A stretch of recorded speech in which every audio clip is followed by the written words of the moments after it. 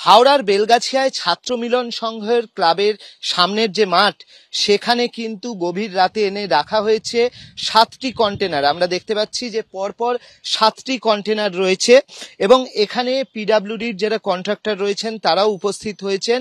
যেমনটি জানা যাচ্ছে তারা এই কন্টেনারগুলিকে বাসযোগ্য করে তুলবেন, এখানে জানলা তৈরি করা হবে এবং এখানে যাতে মানুষজন থাকতে পারেন এই কন্টেনারের ভিতরে সেটা তারা তৈরি করবেন। বিকল্প থাকার ব্যবস্থা করে দেওয়া হবে এবং সেই কারণে এই কন্টেনার ঘর তাদেরকে তৈরি করে দেওয়া হবে এবং তারা কন্টেনার ঘরে থাকবেন এবং 1.5 বছরের মধ্যে বাংলার বাড়ির প্রজেক্ট তৈরি হবে এবং বাংলার বাড়ির প্রজেক্টে তাদেরকে সেখানে আবার শিফট করে দেওয়া হবে বা তাদেরকে সেখানে বিকল্প বাসস্থান করে দেওয়া হবে। কন্টেনারগুলোতে যাতে মানুষ থাকতে পারেন তার ব্যবস্থা করা হয়, সেই কাজগুলো তারা করবেন এবং ইতিমধ্যে এই কন্টেনারগুলো চলে এসছে, একদম এই মাঠের ওপর রাখা রয়েছে।